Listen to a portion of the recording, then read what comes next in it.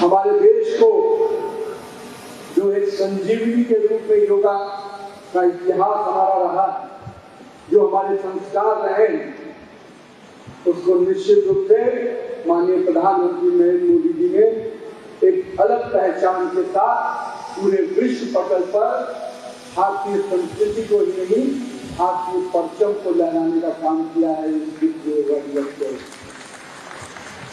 आज जब 190 देश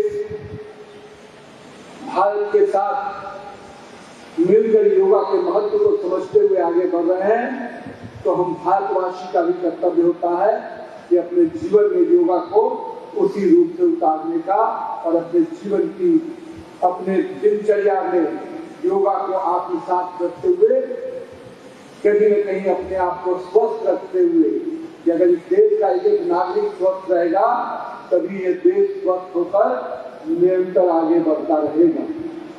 मित्रों, जिस प्रकार से अभी हमारे सुभाष जी चर्चा कर रहे थे, और मैं मानता भी हूं कि जिस प्रांगण से माननीय प्रधानमंत्री जी ने पूरे देश को एक नया संदेश दिया,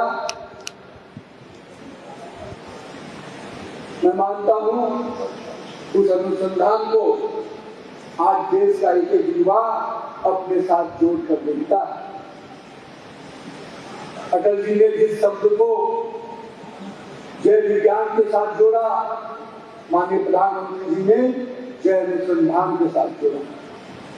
और मैं मानता हूं समय समय के बदलाव के साथ हमारे नेतृत्वकर्ताओं ने शब्दों से ही नहीं, आने वाली पीढ़ियों को उस दिशा में आगे बढ़ने के लिए प्रेरित किया है, जो दिशा इस देश के विकास के लिए, इस देश की विरासत को आगे बढ़ाने वाली है।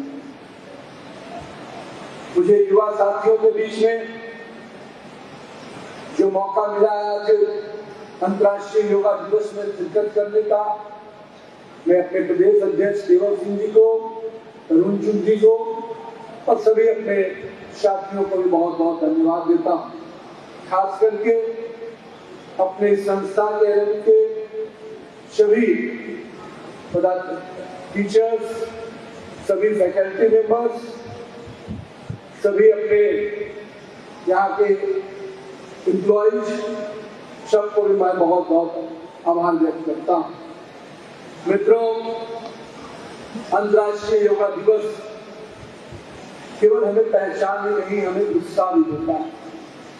जिस प्रकार भारत आज कई चीजों की अगुवाई कर रहा है, आज हम डिजिटल क्रांति की बात करते हैं, हमारे देश में स्टार्टअप की बात करते हैं, हमारे देश में यूनिकॉर्न की बात करते हैं, अगर हम इनोवेशन की बात करते हैं, तो हर भारतीय युवा निश्चित रूप से उसको अग्रिम रूप से आगे बढ़कर नेतृत्व कर रहा है।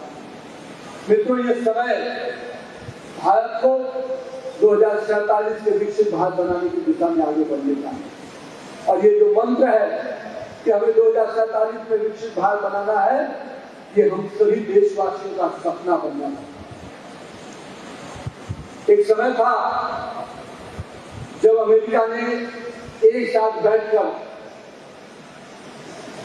एक सपना देखा, वो सपना था ग्रेट अमेरिकन बनने का, अमेरिका को ग्रेट बनाने का।